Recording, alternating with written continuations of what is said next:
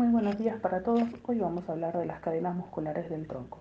Y primeramente lo vamos a definir como circuitos en continuidad de dirección y de planos anatómicos por donde circulan las fuerzas organizadoras del cuerpo. Ella es importante para poder adaptarnos a la fuerza de gravedad y así asegurar el equilibrio para realizar todos los movimientos y funciones del cuerpo.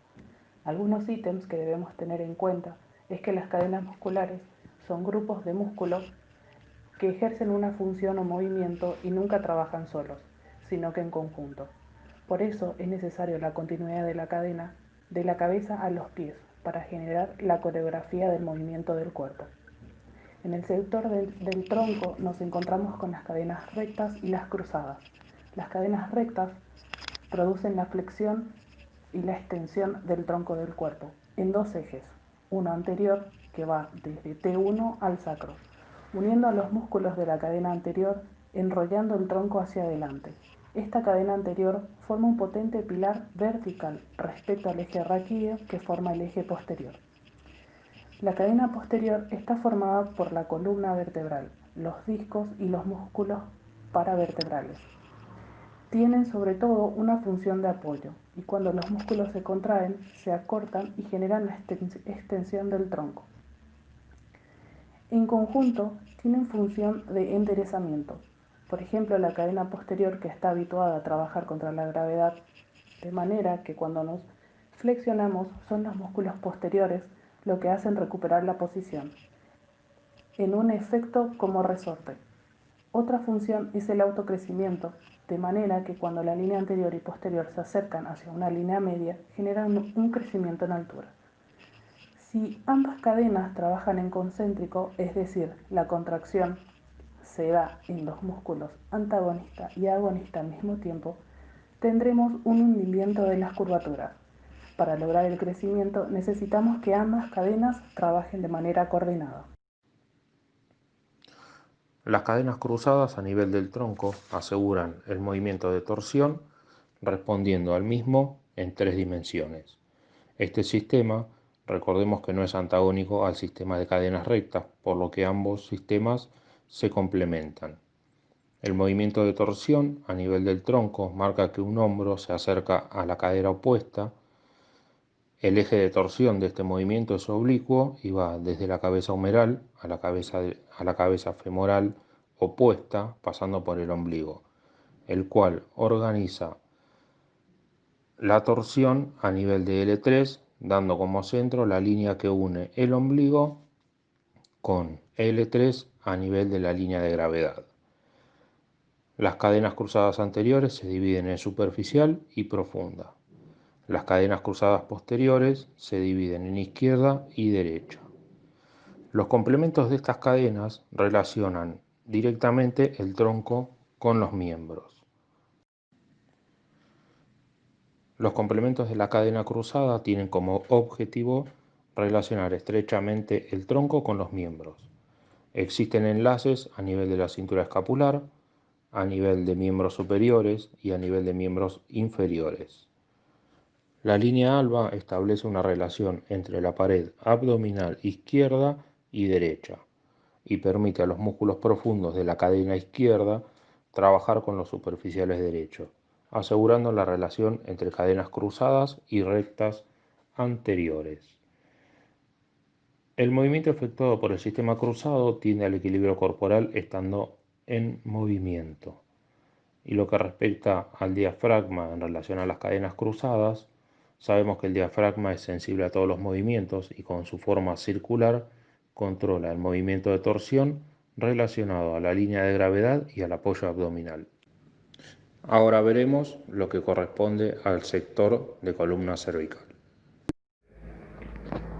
Existen semejanzas anatómicas con respecto al tronco. Por ejemplo, las estructuras óseas forman una cifosis y una lordosis. La cifosis tiene la finalidad de protección del cráneo.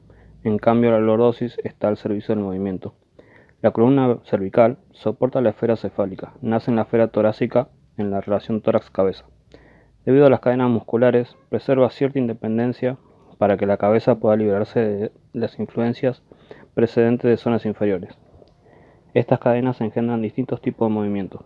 Los movimientos de flexión-extensión dependen de las cadenas rectas anteriores, el enrollamiento, y de las cadenas posteriores del enderezamiento. Los movimientos de torsión dependen de las cadenas cruzadas. En la cadena estática, al igual que el tronco, esta cadena conjuntiva tiene como finalidad asegurar la estática musculoesquelética del plano posterior, la estática neuromeningia del plano profundo y la estática visceral del plano anterior. La cualidad de esta cadena es ser económica. La cadena estática conjuntiva aportará información propioceptiva a los músculos paravertebrales que intervendrán en el reequilibrio del movimiento. En cuanto a las cadenas rectas, la flexión y la extensión dependerán de ella.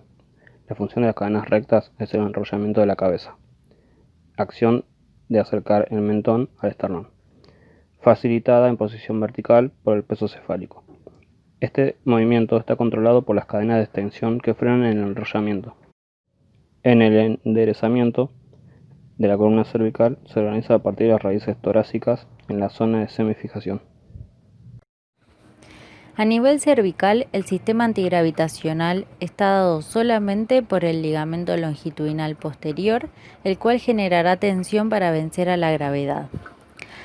La columna cervical va a presentar un sistema de cadenas cruzadas que aseguran el movimiento de torsión y son una continuación de las cadenas cruzadas anterior y posterior del tronco, presentando al hueso hioides como el punto de convergencia de las fuerzas de enrollamiento y de torsión, el cual facilitará el movimiento, ya que gracias a la inserción de sus músculos asegura la liberación del mismo en flexión y extensión. El movimiento de torsión está dado por el músculo omohioideo, milohioideo y digástrico, dejando libre el nivel del occipital, del atlas y del axis, el cual van a tener un sistema propio dado por el esternocleidomastoideo y los músculos suboccipitales, permitiendo la independencia de posicionamiento de la cabeza. Por último, vamos a tener un sistema cruzado profundo en donde están implicados los músculos escalenos y se utilizan en torsiones importantes o escoliosis. Con respecto a las cadenas musculares de miembro superior, Busquet menciona una cadena estática de flexión, extensión, supinación o apertura y pronación o cierre. La cadena estática va a servir de suspensión, ya que es la que une los dedos a la cintura escapular, cuello y cabeza mediante las distintas aponeurosis y tabiques que se extienden desde el cráneo hasta los dedos. Estos componentes van a cumplir un rol importante en el drenaje venoso y linfático. La cadena de flexión va a estar compuesta por los distintos músculos encargados de realizar flexión de hombro, codo, muñeca y dedos. Esta cadena puede verse implicada, por ejemplo, en el síndrome del canal carpiano por una hipertonicidad de los músculos implicados. La cadena de extensión está conformada por los distintos músculos encargados de producir la extensión de hombro en retropulsión, extensión de codo, muñeca y de los dedos, un recurvatum. En la cadena de apertura o supinación están implicados los distintos músculos responsables de provocar la abducción, rotación externa de brazo, supinación de antebrazo y de mano. En estática, esta cadena va a provocar que los codos se separen del cuerpo y las manos miren adelante. Generalmente, epicondilitis y sinovitis son las patologías más encontradas en esta cadena. La cadena de cierre o pronación está compuesta por los músculos encargados de provocar aducción, rotación interna de brazo, pronación del antebrazo y de la mano. Muchas gracias a todos por la atención.